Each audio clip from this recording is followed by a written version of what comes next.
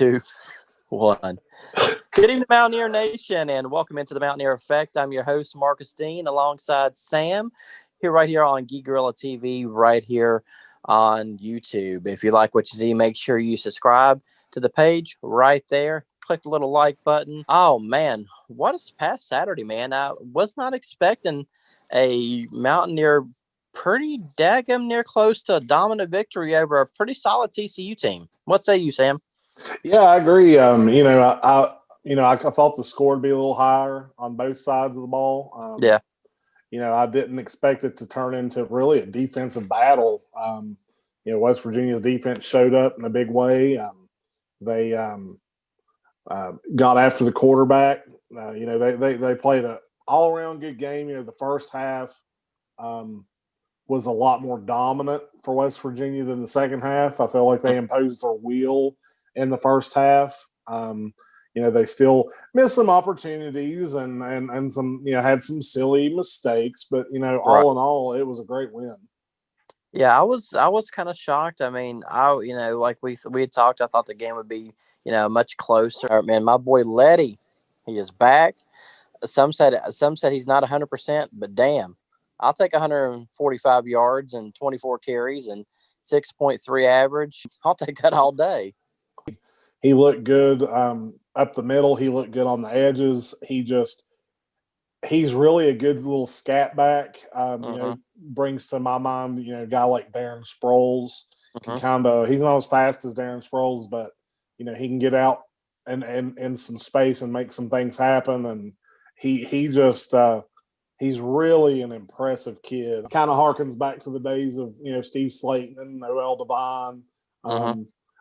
He's got something intangible that even those guys didn't quite have. Right. And I can't wait to see what the next year or so brings for Letty. Exactly. As good as he's performing. And the cool thing about Letty is he's only a junior. So and this year technically doesn't count due to NCAA standards. So he could have, 2 more years at WVU. I mean, if he so chooses to. I would expect him to play 1 more year. His stock right now, as it looks nationwide, is really high. Right.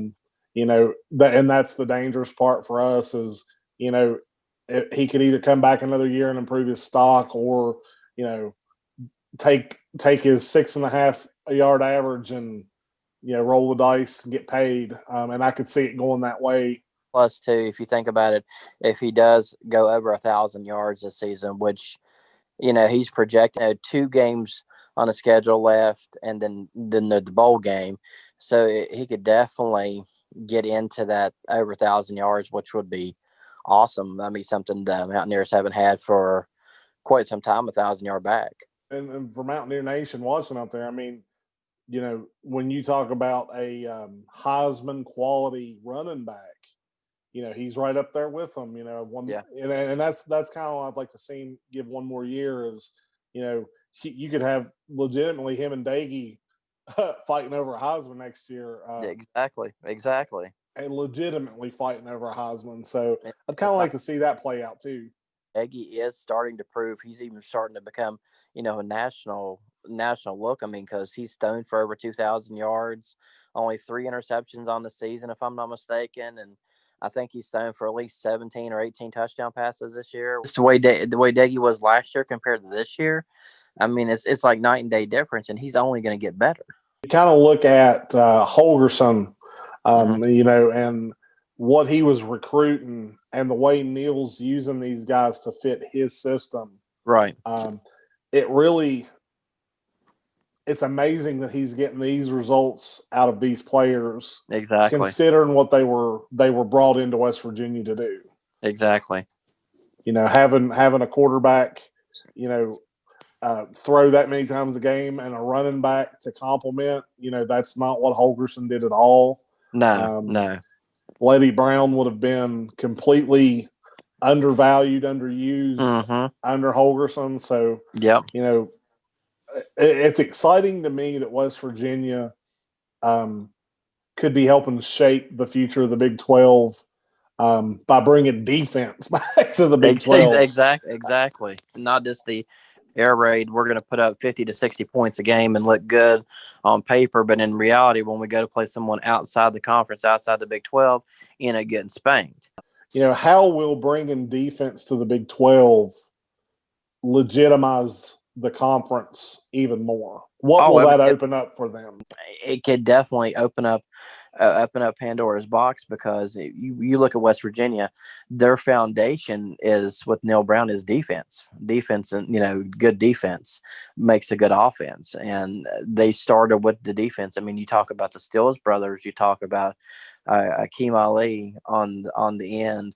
You talk about Tyke Smith. You talk about Tony Fields. Just to name a few defensive players there. They have really made that defense. And I think that'll start to turn heads. Yeah, I really think for the Big 12 to jump the broom, so to speak, to get in the national talks, to stay in the national talks, and right. that includes Oklahoma and Texas. Yeah. We, as a conference, the defense has to get better. Yeah, exactly. It has to. Teams like Alabama, Clemson, Georgia, a lot of the SEC teams, a lot of the ACC teams, they value defense over their offense. And when you have a gunslinger league that's trying to, we might be producing Heisman Trophy winners, but at the end of the day, I'd rather see the conference win national championships. Exactly. If we're going to have to be in this BFE conference, so to say, I'd much rather see the conference as a whole win a national title. We went to play in the college football playoffs, but what have we done as a conference? We haven't done anything. And every year they always talk about, ESPN always finds, there's got to be two ways for two SEC teams to get in there.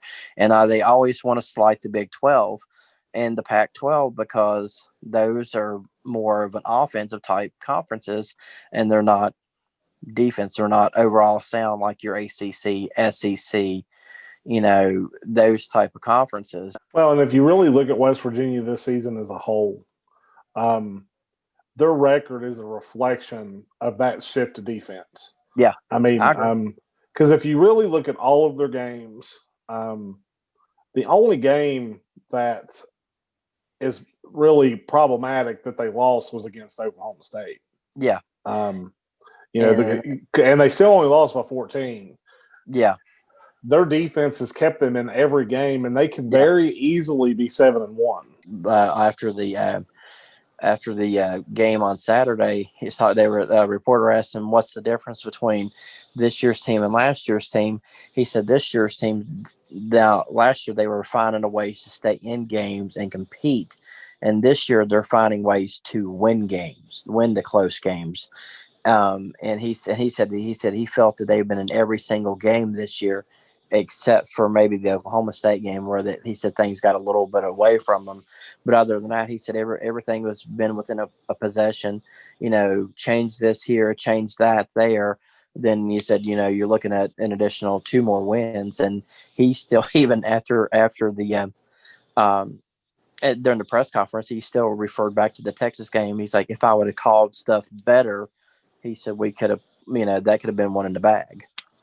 Well, and I agree. For you guys that watch, then you know how hard I was on Neil after last week, and I felt vindicated by that. Talking to people about it, I had a couple people actually message me and say, they was happy to hear somebody kind of speak the truth on the matter and not sugarcoat it. I'm just glad that they followed that up with a big win over a good ball team. TCU is kind of like West Virginia. They could very easily be 6-2, 7-1. They've had some bad breaks, and they're young, and it was just a really good win. But I did want to switch gears here. Overall, if you look at the season as a whole, right now we're setting 8 games in. We have 2 more left.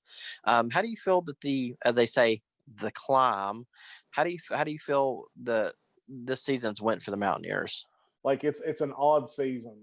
But I will say this, and this is the truth of it, is in a regular year, West Virginia's defense has played so good that they're a 500 ball club no matter who they play with this defense. Yeah. If Neil Brown's focus on defense for the next few years is equal to what we have now, we're going to be in the top of the Big 12 in the next couple of years. No doubt about it. We're finally going to jump the broom Right. and beat Oklahoma. I could see that happening this year, even still. But I think that he's setting a trend that the Big 12 is going to have to follow, because the days of relying on scoring all these points against a very good defensive team is gone. In our bold prediction segment, neither one of us was really too close on there. Nope. Other than we both did kind of agree that we thought Daggy would elevate his play and take the next step. Did you see that elevation this week? Actually, yeah, I did. Eggy looked a lot better. He looked a lot more comfortable in his throws, reading, the receivers. It looked like to me he was going off on his second and third progressions, which is very good. And he was also, if it wasn't there, he was checking down to the check down receiver, which is great. There was one play in particular that kind of showed me that Jarrett was taking that next step, and I can't remember the scenario of the game, but you may remember he drops back to pass.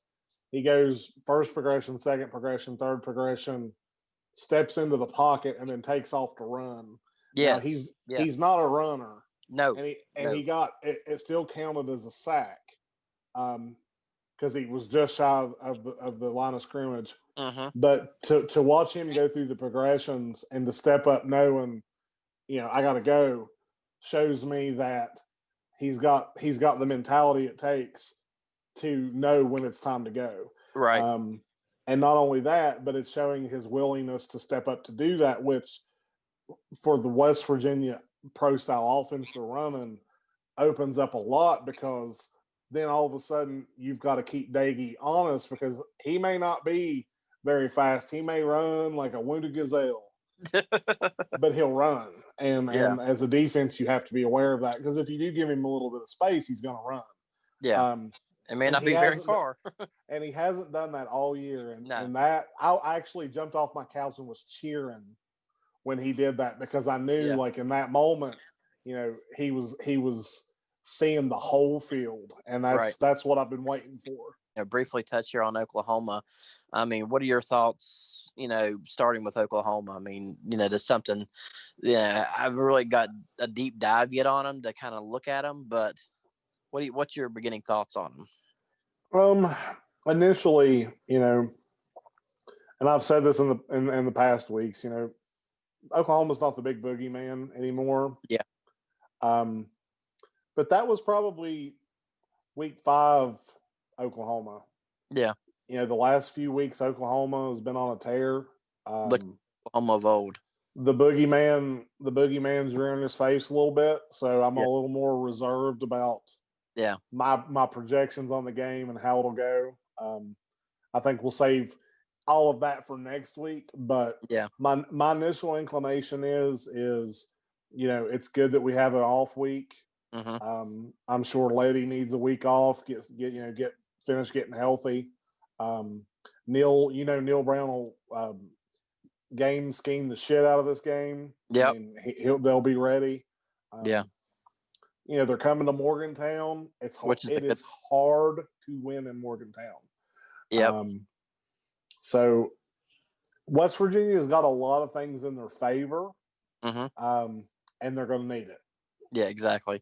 And rumor has it, I mean, I don't know how much you read into this, but rumor has it could be a night game, and it's going to be cold, and that favors West Virginia. Something that Mountaineer Nation's got to wrap their brain around is the West Virginia we've been cheering on for the last few years is not the West Virginia that we have right now. No. We're not air raiding the field. We're not scoring 60 points a game. We experienced that under Rich Rod, and then we experienced that under Dana.